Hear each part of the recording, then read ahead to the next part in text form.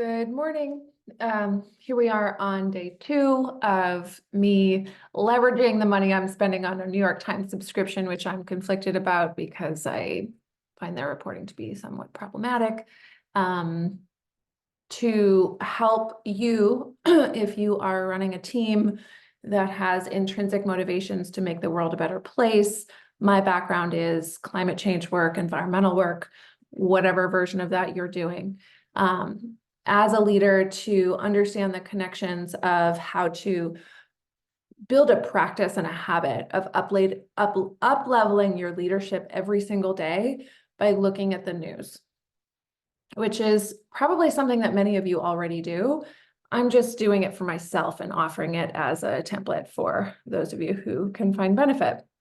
So let's go over to New York Times. Here's today's above the fold. Slovakia's prime minister shot in assassination attempt.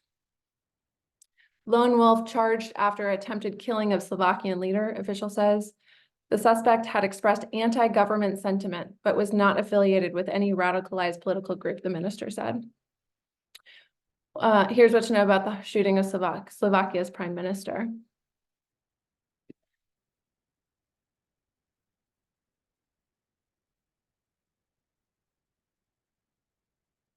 This.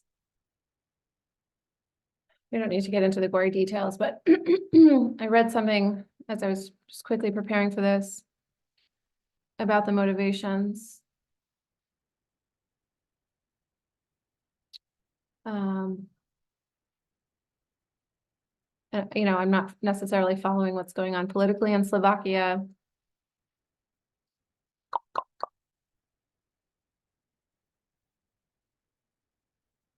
Basically, a suspect who is a gunman, a suspect has been charged with premeditated murder. The country's interior minister said on Thursday, describing the man as a lone wolf who is not affiliated with any radicalized political group. They've not named the subject, said the initial evidence showed that the act was clearly politically motivated for the first time in 31 years. Our democratic sovereign republic, it happened in 31 years. It happened that someone decided to express a political opinion, not in an election, but with a gun on the street. Slovakia's president called the assassination attempt an attack on democracy. Mr. Estok said more information about the shooter will be made in the coming days. This is the president, the prime minister, who serves longer than any other Slovak leader, has presented himself as a fighter for the common man and enemy of liberal elites. Like Orban of Hungary, Mr. Fico has opposed immigration from outside Europe and aid to Ukraine.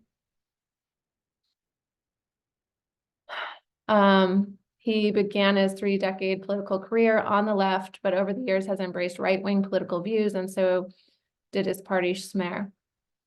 He served as the PM from 6 to 10 and 12 to 18. He was ousted amid protests in 18 over the killing of a journalist who was investigating government corruption, but was reelected last year after a campaign in which he took pro-Russian stances, promised social conservatism, nationalism, and generous welfare programs.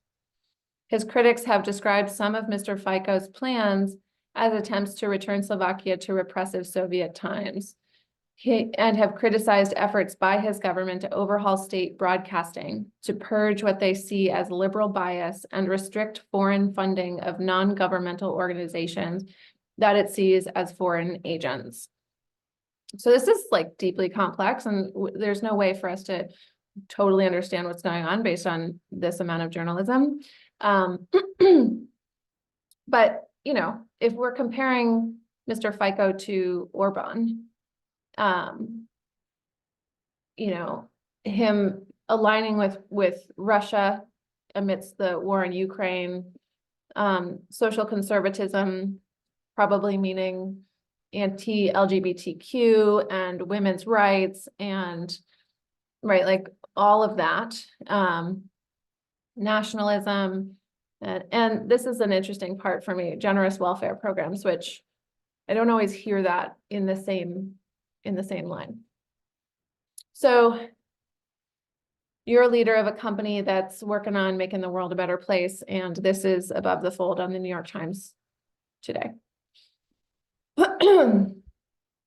What do you do about it? How do you internalize it? How do you uplevel your leadership based on this information? When I was preparing for this, where my mind went was, I know there's a deep-seated fear right now amongst the why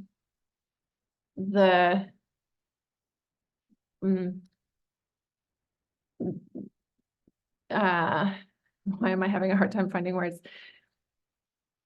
Amongst the white man and or the institutions of power that have existed for several hundred years at this point around their safety and their the threat to their lives based on the type of leadership that they are embodying. And this is a news article and a world event that is demonstrating the legitimacy of that fear, because hurt people, and in this case, someone who does not believe in social conservatism and aligning with Russia, etc., killed the leader who does, which it should go without saying is not acceptable. And this is a demonstration of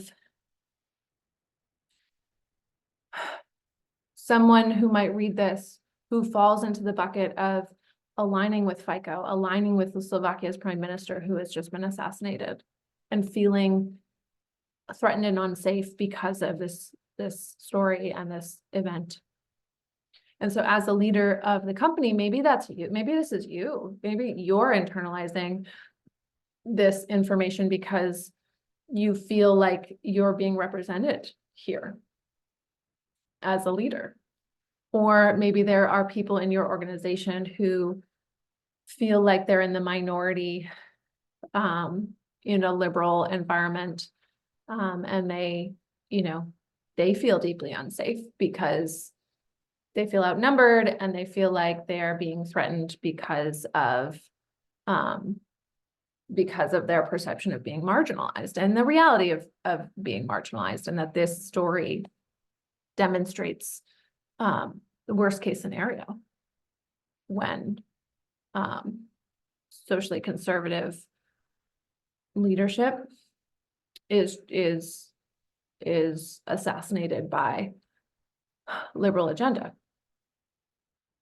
And what do you do as a leader?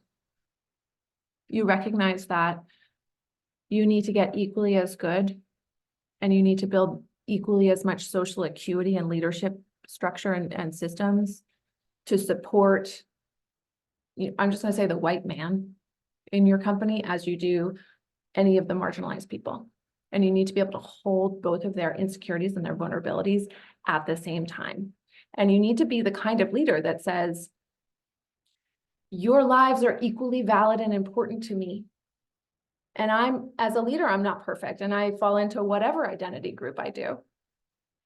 That does not mean I'm not the leader for all of the people.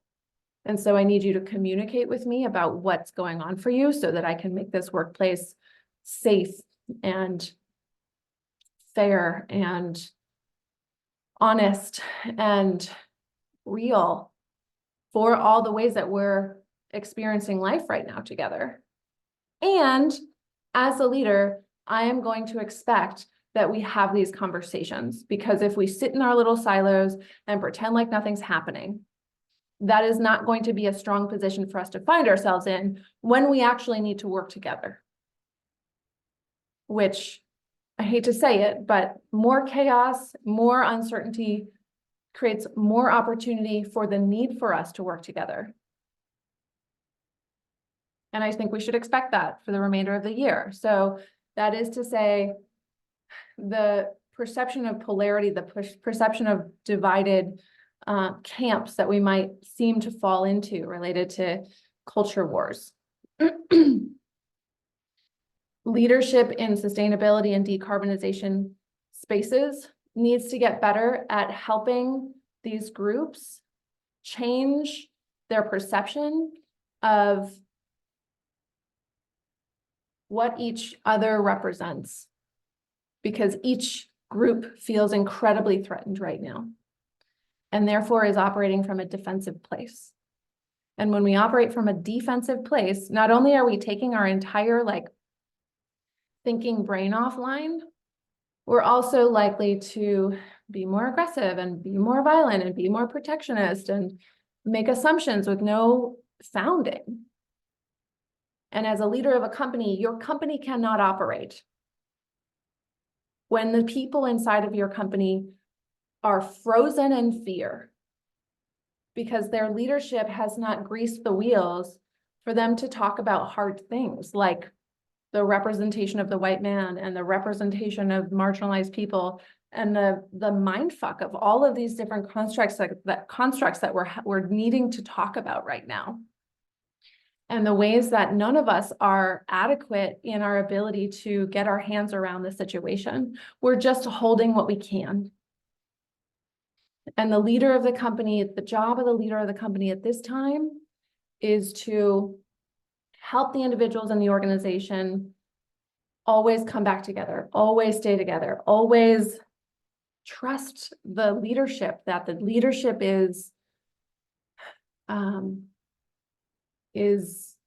will not stop ever, is trustworthy in this way at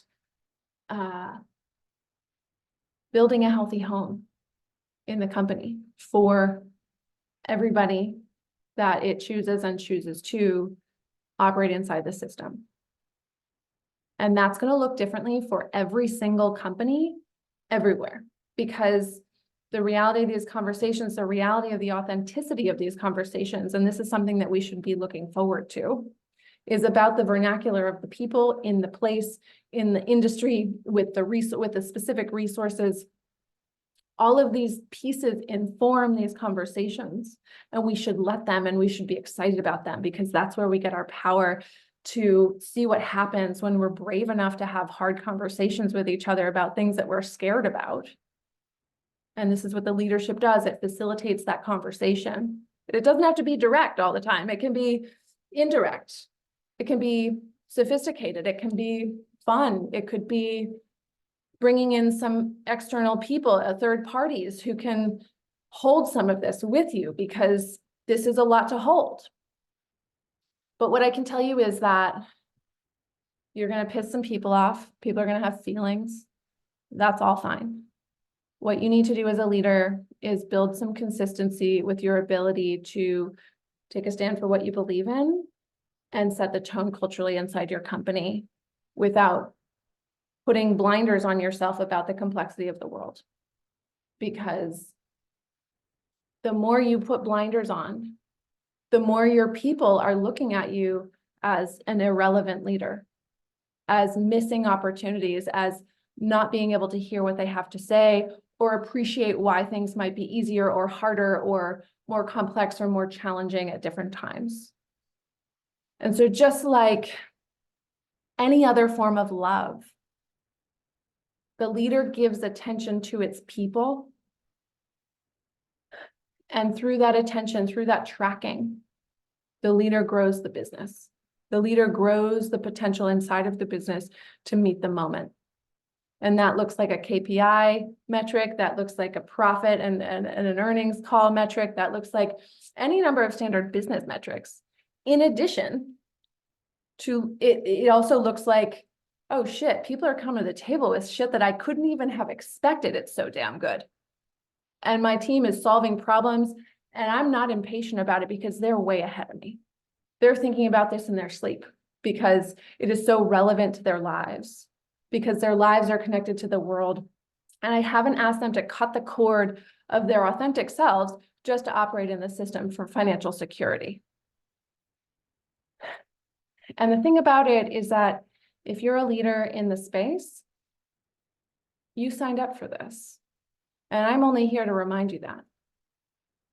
And this isn't going to be more work than it needs to be. And we all have our own process. So there's no shame, there's no judgment. I'm only offering an opportunity for you to remember that you signed up for this and that you can do this and that the support is out there. I'm a support person, but this support is out there. And on the other side of the fear of the enormity of the time that we're working through and that you're leading through is everything that you're looking for in terms of upside. So we just have to keep beating back the fear. And I wish I had a less violent term, because FDR said the only thing to fear is fear itself. And that's pretty fucking good damn advice. Okay, so that's what today is. Rest in peace, Slovakia's Prime Minister. Okay, bye.